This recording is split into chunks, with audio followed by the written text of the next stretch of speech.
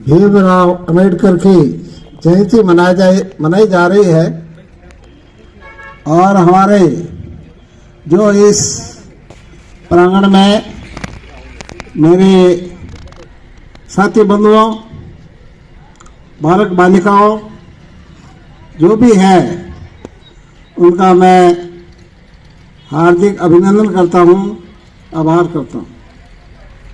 अब सर्वप्रथम आप सबको मालूम होगा कि बाबा साहब गरीबों के मसीहा थे।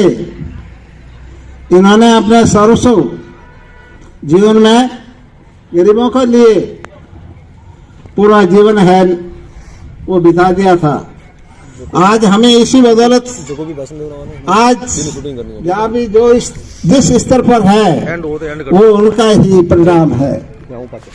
बाबा साहब का जन्म इंदौर मध्य प्रदेश में मऊ की सैनिक छावनी में 1891 को मऊ में हुआ था। इनके पिता का नाम सकपाल और माता का नाम भीमाबाई था। इनका जन्म एक गरीब परिवार में हुआ और इनके है वो माता का 6 साल की उम्र थी उस समय इनके माता का देहांत हो गया था। और फिर धीरे धीरे इनका पढ़ाई के लिए सकपाल जी ने, रामजी सकपाल जी ने इनके लिए भरसक प्रयत्न किया। यद्यपि वो भी है सेना में एक सेनापति थे, फिर इन्होंने इसके शिक्षा के लिए भी है प्रयास किया और बाबा साहब की लगन शिक्षा की बहुत ज्यादा लगन थी। जब ये अपने 1902 में इनका है पहली प्राइमरी स्कूल प्रथम श्रेणी में पास की थी। फिर 1907 में इन्होंने सेकेंडरी परीक्षा पास कर ली थी। तत्पश्चात फिर बाबा साहब बड़े हो गए तो सकपाल जी ने सोचा कि अब इसकी शादी कर दी जाए।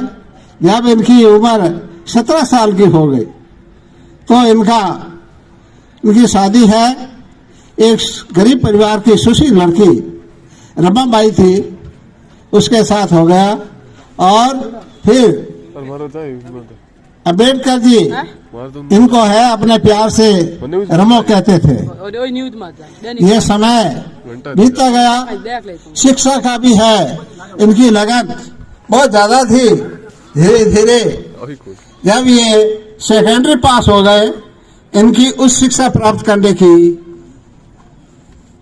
नीति थी, तो फिर इन्होंने है गायकवाड़ सयाजी राव गायकवाड़ बड़ौदा महाराजा के सहयोग से इन्होंने है छात्रवृत्ति प्राप्त की और उसके बाद में फिर इन्होंने आगे का अध्ययन किया। इन्होंने इसके लिए 25 रुपए प्रति माह छात्रवृत्ति तय की थी। फिर जब ये इनकी छात्रवृत्ति 25 रुपए प्रति माह की 3 साल के लिए थी, वह अवधि पूरी होने पर फिर इनको है उच्च शिक्षा प्राप्त करनी थी। इसके लिए एक सैनिक अधिकारी के द्वारा जब इनको गायकवाड़ महाराजा के समक्ष ले जाया गया तो उन्होंने फिर 1 साल की छात्रवृत्ति अपने स्वीकृत की। ये फिर जब बीए की परीक्षा पास कर ली, इसके बाद में भी इनकी लगन आगे बढ़ती गई और ये चाहते थे कि मैं एक शिक्षित होकर बैरिस्टर होना चाहता हूँ। इसके लिए इनको है अमेरिका गए। अमेरिका से फिर इन्होंने एमए की परीक्षा पास की और फिर ये है बैरिस्टर बनना चाहते थे। इसके लिए छात्रवृत्ति की अवधि खत्म हो गई थी, तो इनको वापस इंडिया आना पड़ा था। इसके बाद में फिर इन्होंने है वो और यहाँ मुंबई में एक कॉलेज था, उसमें ये प्रोफेसर बने। इन्होंने पैसा कमाकर फिर वापस है वो जो अधूरी अध्ययन या अधूरी पढ़ाई छोड़ी थी उसको पूरा करने के लिए वापस लंदन गए और जाकर फिर इन्होंने है वो बैरिस्ट्री पास की और उसके बाद में फिर इनको है एक जर्मन में लॉ की डिग्री मिली थी। तो इस प्रकार बाबा का अध्ययन करने की बहुत रुचि थी। इसके बाद में फिर ये भारत में वापस आए। तो वापस आने पर है यहाँ 1935 से 1948 के दरमियान ये अकेले रह गए थे क्योंकि इनकी पत्नी का निधन हो चुका था। फिर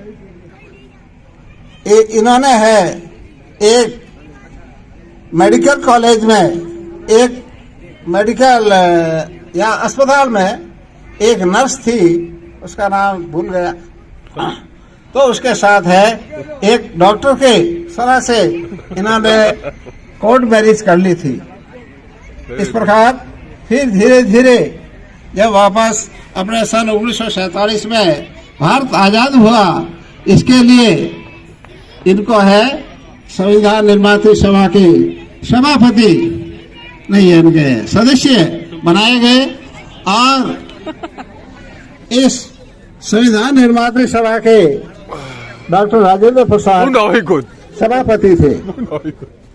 जब इन्होंने अपने पूर्ण अथक प्रयास से विभिन्न देशों के संविधानों का अध्ययन किया और अध्ययन करके उसमें से जो भी बात इनको अच्छी लगी वो हमारे भारतीय संविधान में इन्होंने सब लिख डाली और भारतीय संविधान में जब ये संविधान बनकर तैयार हुआ था उसमें हमारे दलित लोगों को विशेष अधिकार दिए गए। समानता का अधिकार है, शिक्षा का अधिकार है और इसके साथ साथ में जीविका का अधिकार है। तो इस प्रकार बाबा साहब की लगन है हमेशा गरीबों के उत्थान के लिए थी। ये हमेशा इनके लिए प्रयास करते रहे। जब इन्होंने अपना संविधान बनाकर हमारे भारतीय संविधान कैबिनेट में प्रस्तुत किया था, उस समय सरदार वल्लभ भाई पटेल और बड़े बड़े नेता हैं वो इनके संविधान का कुछ विरोध किया था कि इसमें नारी उत्थान के लिए है, इनको है अधिकार नहीं दिया जाना चाहिए। जबकि इनका ये निवेदन था कि जब तक नारी शिक्षा नहीं होगी तब तक उनको बराबर का तबका नहीं मिलेगा, तब तक हमारा देश है विकास नहीं कर सकता है। इसलिए देश में नारी को ज्यादा से ज्यादा शिक्षित करना चाहिए, उनको भी बराबरी का हक मिलना चाहिए। तो इस प्रकार है बाबा साहब ने अपने संविधान निर्मात्री में इन्होंने जो ये है संविधान प्रारूप पेश किया, इसके संबंध में हमारे देश के नेता लोग इसका विरोध किया। विरोध करने पर इन्होंने अपने मंत्री पद से इस्तीफा दे दिया कि मुझे है ऐसी है जो मैंने ये प्रस्तुत किया है संविधान यही रहेगा, इसमें किसी प्रकार की हेराफेरी नहीं होगी। तो इस प्रकार है जो उन्होंने अपना विचार संविधान में रखा, वही है आज हमारे सामने। यह है उसी के द्वारा पूरा इंडिया का प्रशासन चलता है। आज हर प्रकार के लोगों को अधिकार प्राप्त है। इनको कई प्रकार की जीवन में समस्याएं उठानी पड़ी थी। सबसे पहले इनको है अपने महार सावदार तालाब था, उसमें पानी पीने के लिए शेड्यूल कास्ट को किसी प्रकार से है प्रवेश नहीं दिया जाता था। उसके लिए इन्होंने इसका नेतृत्व किया और 15,000 लोग उनके साथ में थे जब वे लोग सबसे पहले है डॉक्टर भीमराव अम्बेडकर उस तालाब का पानी पिया और तत्पश्चात पूरे जो साथ थे उन्होंने अपनी अंजलियां भरी।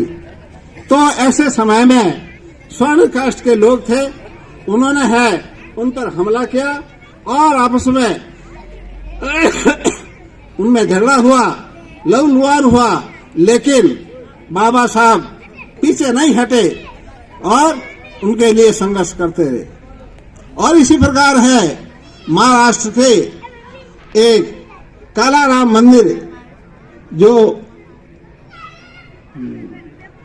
अपने नासिक में है, वहां है दलितों को किसी प्रकार का कोई प्रवेश नहीं दिया जाता था। वहां पर भी है उसके लिए प्रवेश के लिए बाबा साहब के नेतृत्व में शेड्यूल कास्ट के लोग हैं ज्यादा से ज्यादा इकट्ठे होकर करीबन 20,000 लोग उनके साथ हो गए और वहां प्रवेश के लिए गए। तो वहां पर भी है स्वर्ण कास्ट के लोगों ने है उनका विरोध किया, तो वहां दरवाजे उस मंदिर के बंद हो गए। फिर उन्होंने है 1 साल तक उसका विरोध किया, दरवाजा है मंदिर का नहीं खुला। तो वहां के सरकार ने फिर एक ऐसा नियम बनाया और उन नियम बनाकर स्वर्ण और अनुसूचित जाति के लोगों में आपस में समझौता कराया और वहां पर भी है मंदिर में प्रवेश दिलाया। तो ऐसे समय में बड़ौदा महाराजा वहां गए थे कि भाई भीमराव यहाँ से चले जाओ, कहीं ऐसा न हो कि तुम्हें मार दिया जाए। उन्होंने कहा मेरा जीवन चला जाए तो चला जाए, लेकिन मैं पीछे नहीं हटूंगा, मेरे साथ इतने लोग हैं तो इनका सब मनोबल टूट जाएगा, मैं पीछे हट जाऊंगा तो फिर आगे जाकर क्या हाल होगा। तो इस प्रकार है उन्होंने जीवन में अनेक कठिनाइयां देखी और उनके कठिनाइयों के कारण ही आज हम इस स्तर पर है। इसलिए उनका मूल मंत्र था शिक्षित बनो, संगठित रहो और संघर्ष करो। तो हमेशा है ज्यादा से ज्यादा हमारे SC ST के लोग और दलित वर्ग के लोग हैं वो अपने बच्चों को है ज्यादा से ज्यादा शिक्षा दिलाए और इसी के साथ साथ हमेशा है जो भी परिस्थितियां आपके सामने आए, दिक्कत आए, उसका हमेशा सामना करते रहे। और आज हमारे संविधान में जो बातें लिखी गई है अम्बेडकर साहब के द्वारा, उनके अधिकार के लिए आपको हमेशा संघर्ष करने के लिए तब तक रहना चाहिए। आपको है कोई ऐसी शक्ति नहीं कि आपका कुछ बिगाड़ सके, ऐसी है कभी भी कोई ऐसी हस्ती नहीं। हमेशा है आपको अपने समस्याओं का सामना करना चाहिए, संघर्ष करना चाहिए और हमेशा एकत्रित होकर रहना चाहिए या संगठित होकर रहना चाहिए। आप हमारे समाज में ये विशेष रूप से ऐसी कुरीतियां फैल गई है, SC ST के लोग कमाते बहुत है, लेकिन शाम होता है वो कमाई थोड़ी पीने में चली जाती है। तो मेरा आप सबसे ये निवेदन है, मेरी ये गुजारिश है कि जो SC ST के लोग हैं वे अपने पैसे का सदुपयोग करें, ज्यादा से ज्यादा अपने बच्चों को शिक्षा प्रदान करें और हमेशा आगे बढ़ने का है प्रयास करें। इसी के साथ मैं अपने वाणी को विराम देता हूँ। धन्यवाद। जय भीम।